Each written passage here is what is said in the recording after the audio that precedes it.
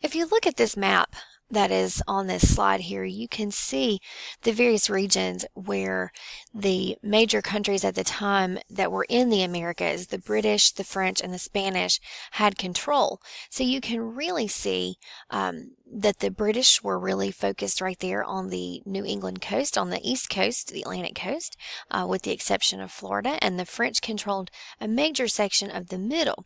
The French areas of colonization are going to be the St. Lawrence River Valley, Quebec, which is now Canada, around the Great Lakes, which is here, Louisiana, down here. Now, all of this at the time would have been considered Louisiana. But remember, this makes sense. If you think about what the French were attempting to do, their areas of colonization are going to be based around those major waterways so that they could trade mostly in furs. This is also going to impact their relationship with Native Americans. So Native Americans are going to have a much better relationship with the French because the French depended on the Native Americans for that fur trade. So they needed to have a positive working relationship. The difference here, too, is that the French were not here to establish permanent settlement necessarily, whereas the English were here to expand and to set up permanent settlement.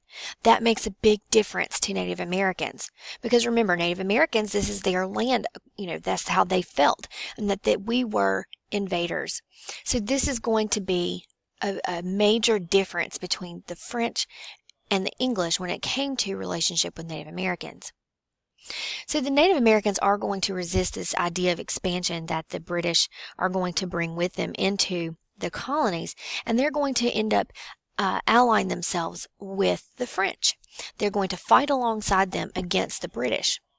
And the British and the French had a rivalry that goes back centuries, and it was all over, again, that wealth, who had the most wealth, who could acquire the most wealth. There had been multiple wars fought between these two countries, and in 1754, we're going to see one more. What begins happening is you see the French start building forts near the Virginia border, and that is going to be not okay with the British because that is invading or encroaching on what they believed was their territory in the colonies. So the Virginia government is going to send George Washington to lead a militia against the French who were there in Virginia. Now, he actually winds up being defeated early on. This is a young George Washington that you see here in this picture. And the French and the Indian, we call this the French and Indian War, not because of the French and Indians were fighting, it's because we were fighting the French and Indians who were allied together. So they are going to win a lot of battles early on, but eventually the tide will turn. For many British colonists, they were very concerned because they were facing raids by not only the French, but also the Native Americans as well. So the Albany Plan of Union was going to be presented by Benjamin Franklin. This is when they start to talk about whether or not they should form a central and unified government. The benefit of this government would be that they could then be stronger to fight against the French if they had one consolidated plan. They would all be on the same page, basically, that they would be a more united front. That is where the whole snake that you've seen that is disjointed and it says join or die, that's where that comes in from, is with this Albany Plan of Union that was actually never adopted, but was Ben Franklin's attempt at getting the colonies to unite so they could then be stronger to fight against the French and Indians. When the British do win at Quebec, this finally gives the British control of their region and turns out to be the turning point of this conflict. The Treaty of Paris that was signed in 1763 is going to do exactly what you see in this map. France loses all of its land here in America. So this is going to turn what that map looked like before, where the British only had that Atlantic coast, to now they control a big portion of the continent. Unfortunately, problems did not end there. Indians in the Ohio Valley, which is this region here, are going to be revolting against those what were now British forts. These British forts were going to be run by Indians, and they also felt like the French were kind of provoking the Indians in that area. And these conflicts, because the British have to keep troops there to protect the colonists, are becoming very costly. Means it's just costs a lot of money to keep a standing army in any location.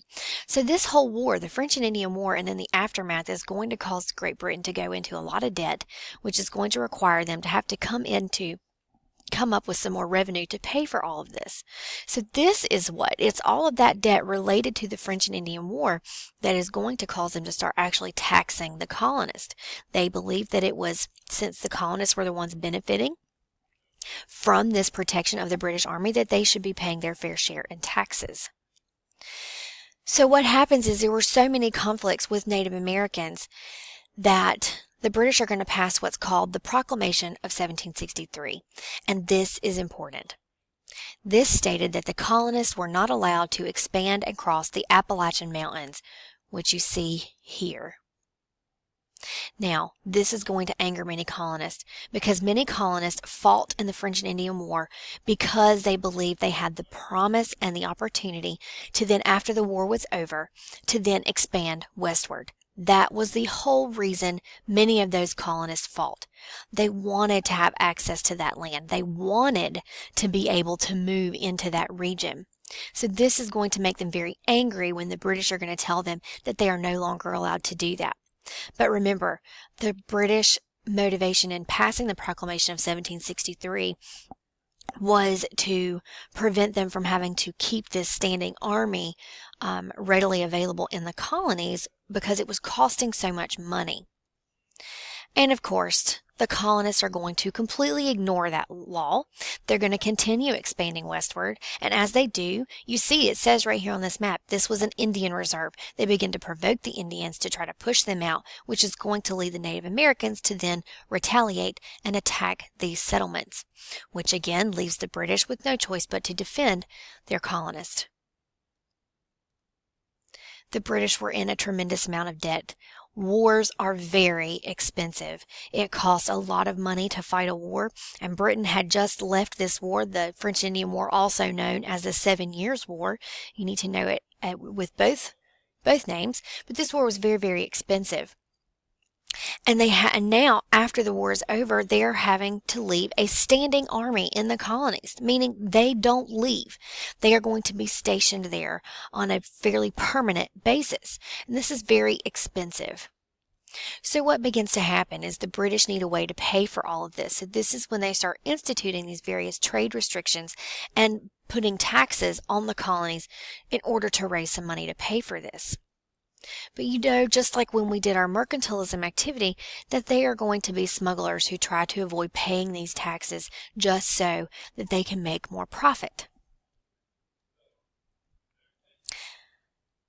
The writs of assistance, because of this, because early on, remember that whole idea of salutary neglect where the colonies were basically allowed to run and operate themselves, we know that they were able to smuggle in all these goods with very little recourse from the British government. But after the war becomes so expensive and there's so much money being spent in the colonies, the British began to try to tighten that control over the colonies and began to move away from that policy of salutary neglect. They're going to pass something called the writs of assistance.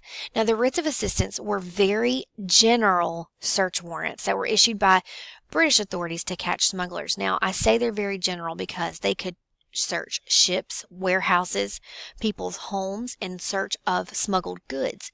But these were very, very general in terms that they really didn't have to have a specific reason to search it, just a suspicion. And the colonists really did not like this. They felt like it was a violation of their natural rights. In fact, James Otis is going to argue in a failed case over saying that these writs of assistance or general search warrants violated those natural rights. Remember, natural rights is that whole idea from John Locke. They're also going to pass the Sugar Act. This is going to be much more heavily enforced by the British, more enforced than the Molasses Act, which had been passed earlier. But this one is going to affect merchants and traders, and it was a tax on goods like silk and coffee, goods that were just kind of everyday goods that colonists used. And again, this one is going to be enforced. It's at this point that you begin to hear protests come about from the colonists over no taxation without representation. We can kind of credit this with James Otis, who I just told you about, was a lawyer who argued that case. Okay, that whole idea of no taxation without representation, meaning that they believed that they should have a representative in Britain's parliament if they were going to be taxed. And since there was no representative in Britain's parliament for the colonists, that they were being unjustly taxed.